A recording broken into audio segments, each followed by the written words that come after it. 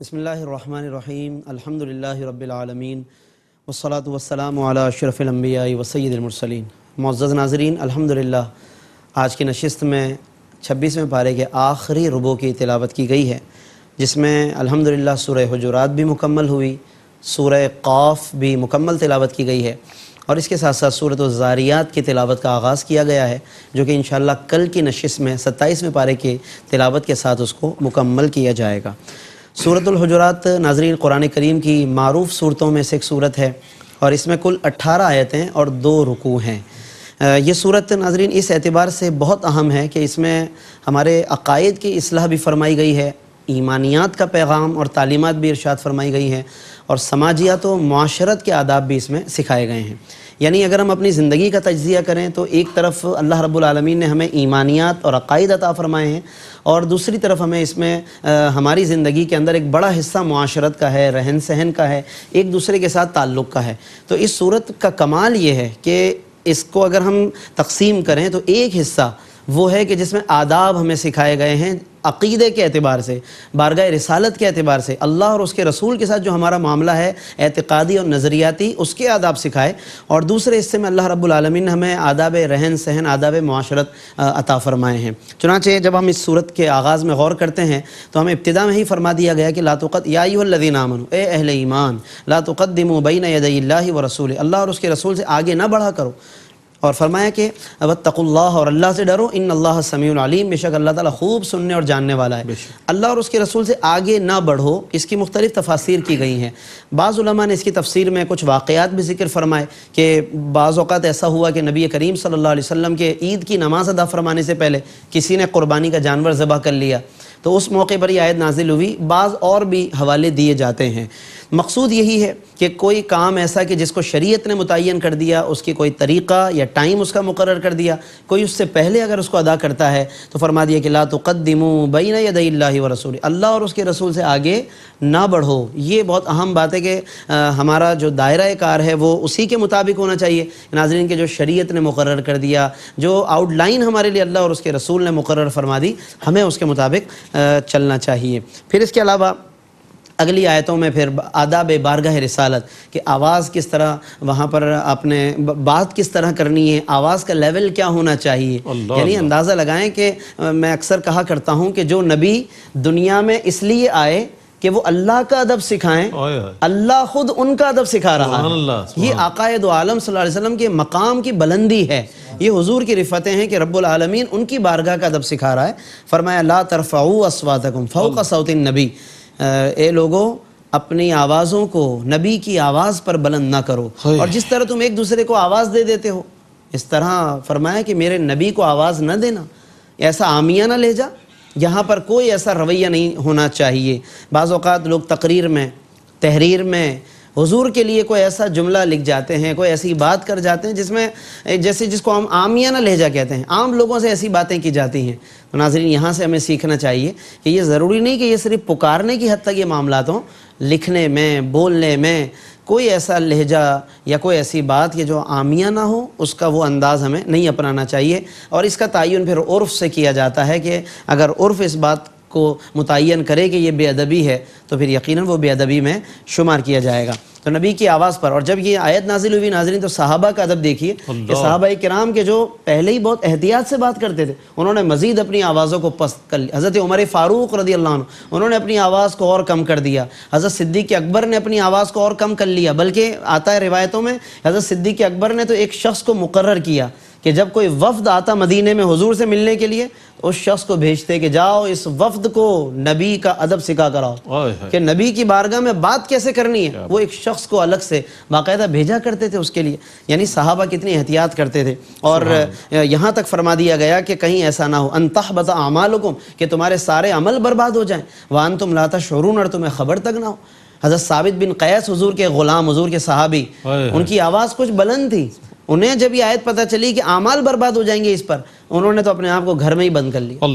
حضور کی بارگاہ میں آنا چھوڑ دیا انہوں نے۔ حضور نے جب 2-3 دن دیکھا کہ وہ نظر نہیں آ رہے تو صحابہ سے پوچھا کہ ثابت کہاں گئے؟ بتایا حضور انہوں نے تو اس خوف سے کہ آپ کی بارگاہ میں آواز اونچی ہو گئی اعمال برباد ہو جائیں گے،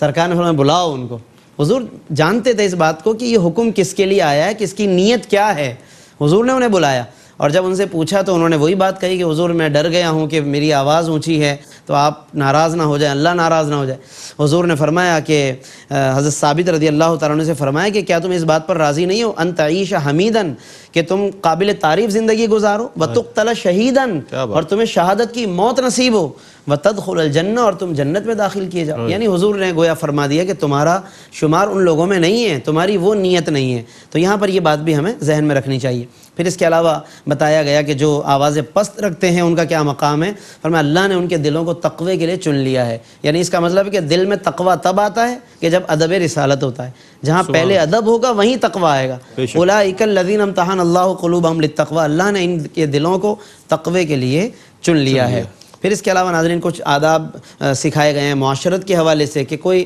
افواہ اگر تم تک پہنچ جائے، کوئی فاسق اور ایسا شخص جو غیر معتمد ہو وہ تم کوئی خبر لے کر آ جائے تو فوراً اعتماد نہ کر لیا کرو، فتبینوا، خوب تحقیق کر لو، کہیں ایسا نہ ہو کہ تم کسی کو ضرر پہنچا دو، لا علمی میں کسی کے بارے میں غلط فہمی بدگمانی کا شکار ہو جاؤ۔ ناظرین آج ہمیں اپنے سوشل میڈیا کے حوالے سے اس آیت کو ضرور ذہن میں رکھنا چاہیے۔ سوشل میڈیا پر آئے دن کوئی نہ کوئی ناظرین خبر آتی رہتی ہے، فوراً وائرل ہو جاتی ہے، کسی کے بارے میں کوئی بھی کلپ بنا لیا جاتا ہے، کامنٹ کر دیا جاتا ہے، جب جو منہ میں آیا اس کو بیان کر دیتے ہیں ہم، حتیٰ کہ اعتماد تک کر لیتے ہیں۔ یعنی بیان کرنا تو الگ رہا، اعتماد کر کے اس کے بارے میں رائے بھی قائم کر لیتے ہیں کہ یقیناً ایسا ہی ہوا ہوگا جیسا یہ بیان کر رہا ہے۔ یعنی سوشل میڈیا کو ہم نے اتنا اوتھینٹک سمجھ لیا ہے، اس کو اتنا مستند درجہ دے دیا ہے کہ باقی ساری شریعت کی تعلیمات ایک طرف ہے۔ اللہ فرما رہا ہے کہ ایسا نہ کرو، فتصبحوا علی ما فعلتم نادمین، ورنہ ایسا نہ ہو کہ تم اپنے کیے پر پچھتاؤ۔ کئی دفعہ لوگ پچھتائے ہیں سوشل میڈیا کے معاملات میں، بعد میں رجوع کرتے ہیں، سوری نامہ، توبہ نامہ اور پتہ نہیں کیا کیا بعد میں وہ جاری کرتے ہیں۔ تو یہ تمام باتیں ہمیں سمجھنی چاہیے کہ اللہ نے کتنا پہلے ایک خاص پس منظر ضرور ہے اس آیت کا، لیکن بہرحال العبرۃ لعموم اللفظ، اعتبار عموم الفاظ کا ہوتا ہے نہ کہ خصوص سبب کا، لہذا اس کے مطابق ہمیں ان آیتوں میں غور کرنا چاہیے۔ پھر اس کے علاوہ صلح کرانے کی اہمیت بتائی کہ صلح کرواؤ، آگے بڑھو، دو گروہ میں اگر لڑائی ہو تو ان میں جتنا ہو سکے ان میں صلح کراؤ۔ تو اس کی اہمیت کو بھی ہمیں سمجھنا چاہیے۔ لوگ تو تماشائی بنتے ہیں، لڑائی دو گروپوں میں ہو رہی ہے تو کہتے ہیں کہ دیکھنے میں مزہ آ رہا ہے، وہ انجوائے کرتے ہیں۔ انجوائے نہ کریں بلکہ صلح کر، اگر آپ سے ہو سکتا ہے تو صلح کریں، ورنہ کم از کم آپ تماشا دیکھنے والوں میں نہ بنیں۔ یہ بھی اللہ رب العالمین نے یہاں پر صلح کی اہمیت۔ پھر آپس میں بھائی چارہ، انما المؤمنون اخوہ، آج کی تلاوت کی اہم ترین آیت ہے، آیت نمبر 10 سورۃ الحجرات کے، مسلمان آپس میں بھائی بھائی ہیں، فاصلحوا بین اخویکم، تو صلح کراؤ اپنے بھائیوں کے درمیان۔ تو ہمیں وہ بات کرنی چاہیے کہ جس سے صلح ہو، جس سے ایک دوسرے کے درمیان قربت میں اضافہ ہو، قرب بڑھے، چاہے پھر یہ جھگڑا زوجین کے درمیان ہو، دو خاندانوں میں ہو، دو بھائیوں میں ہو، کہیں بھی ہو، ہمیں صلح کی کوشش کرنی چاہیے۔ اگلے رکوع میں ناظرین آداب معاشرت سکھائے ہیں کہ جن میں ایک دوسرے کے مذاق اڑانے کے حوالے سے پابندی لگائی گئی۔ آج مذاق کرنے کے نام پر مذاق اڑاتے ہیں، خوب مذاق اڑانے کے بعد آخر میں کہتے ہیں کہ آپ کو تو مذاق برداشت ہی نہیں ہوتا، آپ تو مذاق برداشت ہی نہیں کرتے ہیں۔ یعنی یہ آخر میں ہم گویا کہ ریزن دے رہے ہیں کہ بھائی میں تو یہ مذاق کر رہا تھا، مذاق اڑا نہیں رہا تھا آپ کا، لیکن قرآن نے بہرحال بتا دیا ہے کہ مذاق کوئی نہ اڑائے، کوئی قوم کسی قوم کا، کوئی عورتیں کسی عورت کا، یعنی عورتوں کا خاص طور پر یہاں ذکر فرمایا ہے، کیونکہ اس طرح مذاق کی کیفیتیں جب چلتی ہیں تو وہ چلتی چلی جاتی ہیں۔ پھر اسی طرح ایک دوسرے پر عیب لگانا، برے لقب سے پکارنا، نام بگاڑنا کسی کا، یعنی ایسا نام بگاڑنا جس سے کسی کو تکلیف ہو، ورنہ ایسا نام بھی بعض اوقات رکھ دیا جاتا ہے جس سے اسے برا نہیں لگتا، تو وہ اس میں شامل نہیں ہے۔ جس میں برا لگے، اسے تکلیف ہو، کسی کو موٹاپا ہے تو اس کو اس کی طرف منسوب کر دیا، بہت طویل قد ہے اس کی طرف منسوب کر دیا، تو ایسے الفاظ، ایسے القاب کہ جس سے اسے دلی تکلیف ہو تو اس کی ممانعت فرمائی گئی ہے۔ یہ آداب معاشرت ہے۔ بدگمانی کرنے سے، کثرت گمان سے بھی منع کیا، بدگمانی سے بھی، تجسس کرنے سے منع کیا، کسی کے معاملے میں ٹوہ لگانا، پیچھا کرنا، ایک دوسرے سے پوچھنا وہ کیا ہوا تھا، کیوں فلاں اس کو اتنا ڈانٹ رہا تھا۔ جب وہ معاملہ پوشیدہ کر دیا، اللہ نے اس کو چھپا دیا، تو ہم کون ہوتے کھولنے والے؟ کہیں ایسا نہ ہو کہ ہمارے کسی معاملے کو اللہ اس کا اظہار فرما دے، اور اللہ جب کسی معاملے میں کسی کا اظہار فرما دے تو پھر کوئی اور اسے نہیں چھپا سکے گا۔ ہمیں پردہ داری کی کوشش کرنی چاہیے۔ اور اس کے علاوہ غیبت کی بھی ممانعت فرمائی گئی، اور فرما دیا کہ کیا کوئی پسند کرتا ہے کہ اپنے مردہ بھائی کا گوشت کھائے؟ یہ قرآن کریم کا بہت واضح جملہ ہے، اور غیبت کی اس سے بہتر طریقے سے مذمت نہیں ہو سکتی کہ یہ گوشت کھانے کے مترادف ہے۔ تو یہ ناظرین سورۃ الحجرات کا ایک مختصر سا تذکرہ ہے، اس میں اور بھی مضامین ہیں، لیکن ہم اختصار کے پیش نظر کے آگے سورہ قاف ہے، یہ قرآن کریم کی مکی صورتوں میں سے ہے۔ اس میں کفار کے انہی اعتراضات کو ذکر کیا کہ وہ کبھی حضور کے رسول ہونے پر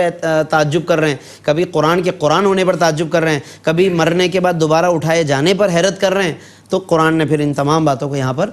ڈسکس کیا ہے اور ان کا رد کیا ہے۔ اس کے علاوہ اللہ رب العالمین نے اس میں مختلف نعمتوں کا بھی ذکر کیا، اور نعمتوں کو ذکر کرنے کے بعد پھر وہی کہ کذالک الخروج، تو اسی طرح تمہیں دوبارہ اٹھایا جائے گا۔ جب ہم مردہ زمین کو زندہ کرنے پر قادر، تو تمہیں بھی اس زمین سے نکالنے پر قادر ہیں۔ پھر مختلف اقوام کا بھی اللہ رب العالمین نے ذکر فرمایا۔ اللہ شہرک سے زیادہ قریب ہے، اور اللہ تعالیٰ کے علم میں تمام باتیں، فرشتے لکھنے والے تمام باتوں کو لکھتے ہیں۔ یہ تمام باتیں اس صورت کا حصہ ہیں۔ اذ یتلقی المتلقیان یعنی الیمین وعن الشمال، ایک دائیں جانب ایک بائیں جانب، ما یلفظ من قول الا لدیہ رقیب عتید، اور آدمی کوئی بھی بات کرتا ہے اپنی زبان سے تو ایک نگہبان موجود ہے، لکھنے کے لیے تیار ہوتا ہے۔ آج ہم تو ڈیلیٹ تو کر دیتے ہیں، کہتے ہیں جی میں نے تو ڈیلیٹ کر دیا تھا، ٹھیک ہے وہ پوسٹ ڈیلیٹ ہو گئی، آپ کی باتیں آپ نے ڈیلیٹ کر دی، مگر کہیں تو لکھی جا رہی ہیں نا، کہیں تو سیو ہے، اور جہاں سیو ہے وہ ہیں کہ جو قرآن نے بتا دیا کہ وہ بڑے زبردست لکھنے والے موجود ہیں۔ اس لیے ہمیں اس سے ڈرنا چاہیے۔ اکثر یہ آیتیں ناظرین آتی ہیں کہ اعضا گواہی دیں گے، در و دیوار گواہ بن جاتے ہیں، لکھنے والے موجود، مگر ہم ان چیزوں کو زیادہ ہم اہمیت نہیں دیتے شاید، یا غور نہیں کرتے۔ ناظرین جب تفسیر سنیں تو ہم ضرور اس حوالے سے غور کیا کریں۔ باقی اس کے علاوہ آج کی اس تلاوت میں ناظرین سورۃ الذاریات کی بھی تلاوت کی گئی۔ اس میں اللہ رب العالمین نے ابتداً قسمیں ارشاد فرمائی ہواؤں کی، بادلوں کی، کشتیوں کی، اور تقسیم کرنے والے فرشتوں کی جو رزق تقسیم کرتے ہیں، اور یہ قسمیں ارشاد فرما کر قیامت کی اہمیت کو بیان کیا ہے، کیونکہ کفار مسلسل قیامت کے وقوع کا انکار کرتے تھے۔ پھر اس میں متقین کا مقام بیان فرمایا، اور متقین کی خاص پہچان، کانوا قلیلا من اللیل ما یہجعون، یہ رات کو بہت کم سوتے ہیں، لیکن کم سونے سے مراد ہے عبادت کرتے رہتے ہیں، پھر سحر کے وقت پھر خطاؤں کی معافی طلب کرتے ہیں، یعنی عبادت کر کے بھی ان کا دل نہیں بھرتا، کہتے ہیں کہ ہم ویسی عبادت نہ کر سکے جیسی عبادت کرنے کا حق ہے، پھر سحر کا وقت ہوتے ہی پھر استغفار کرتے ہیں اور اپنا مال بھی خرچ کرتے ہیں۔ اور اختتام پر بالکل حضرت ابراہیم علیہ السلام کا ذکر کیا کہ کس طرح فرشتے آئے ان کے پاس، اور حضرت ابراہیم علیہ السلام انہیں پہلے مہمان گمان کرنے لگے، حالانکہ نبی ہیں سب جانتے ہیں، مگر وہ ان کی طبیعت تھی مہمان نوازی کی، تو فوراً فرشتوں کو بھی وہ مہمان گمان کر کے ایک بھنا ہوا بچڑا لے کر آ گئے، لیکن ظاہر ہے فرشتے کھانے سے پاک ہیں، تو حضرت ابراہیم سمجھ گئے کہ کچھ اور معاملہ ہے۔ ساتھ ساتھ انہوں نے بشارت بھی دی حضرت ابراہیم کے یہاں ولادت کی، حالانکہ وہ 100 سال کی عمر کو پہنچے ہوئے تھے۔ حضرت ابراہیم علیہ السلام، آپ کی زوجہ سیدہ سارہ علیہ السلام 90 سال کے قریب تھی، مگر اللہ رب العالمین کی قدرت کے دیکھیے اس عمر میں انہیں اولاد عطا فرمائی، اور اسی پر پھر اس پارے کا اختتام ہوتا ہے۔ ایسے بہت سے مضامین اس کا حصہ ہیں، ہم نے اختصار کے ساتھ کچھ موضوعات کی طرف اشارہ کیا ہے تاکہ صرف یہ شوق پیدا ہو کہ ہم تفصیل سے پھر ان مضامین کا مطالعہ کریں۔ اور آخر میں بس میں یہ کہوں گا کہ سورۃ الحجرات کا ناظرین لازمی تفصیل سے مطالعہ کیجئے گا، تاکہ ہم آداب بارگاہ رسالت بھی سیکھیں، آداب دین بھی سیکھیں، آداب معاشرت بھی تفصیل کے ساتھ سیکھیں۔ اللہ تعالی ہمیں عمل کرنے کی توفیق عطا فرمائے، آمین۔ وآخر دعوانا الحمدللہ رب العالمین۔